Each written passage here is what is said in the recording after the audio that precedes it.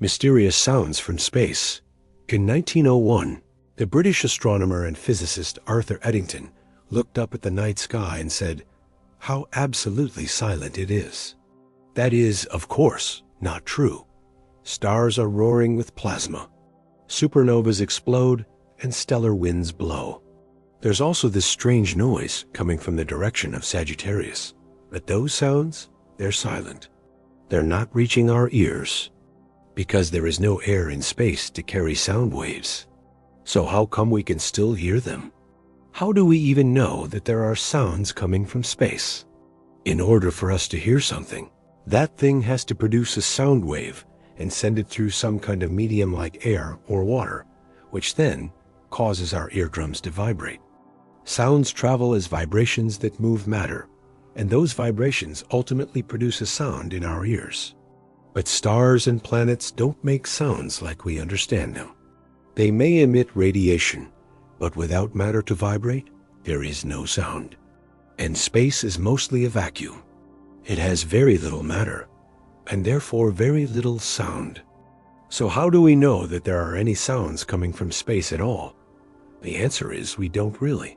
What we do know is that there are radio waves, X-rays, and other kinds of energy coming from space. We just can't hear those things. But we can detect them and convert them into sound waves so we can hear them.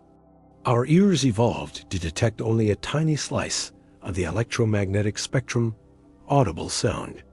But modern technology allows us to pick up radio waves and other frequencies and translate them into the sounds we can hear.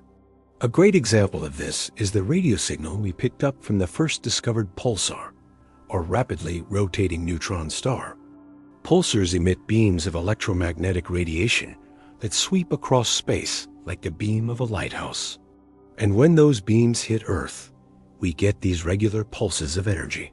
We can convert those pulses from radio waves to sound waves, and the result is music to my ears.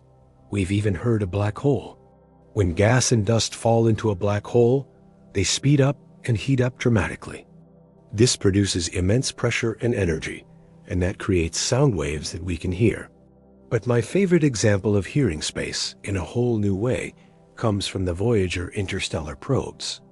As the twin Voyager spacecraft approached the edge of our solar system, they carried a special golden record filled with sounds from Earth. These were meant to be a kind of universal greeting to any alien species that might find the Voyagers one day. But before we sent the records, we had to make sure they didn't contain any sounds that could potentially harm the aliens.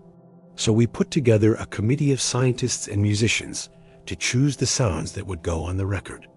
Ultimately, they decided that since we didn't know if aliens would have ears or any other sense organs, we should include sounds that could be detected by analyzing the physical quantities that we know exist in space, like gravity, magnetic fields, and temperature variations. The resulting soundscape is haunting and beautiful, and includes the acoustic signature of a tuning fork, a gentle breeze, the cry of a blue whale, the laughter of a child, and even the sound of two lovers embracing. In 2012, NASA converted data from the Voyager into sound so we could listen to what the space probe was detecting. And it turns out that we can hear our solar wind. The sun constantly streams particles into space, and those particles create a shock wave that pushes outward at about 400 kilometers per second.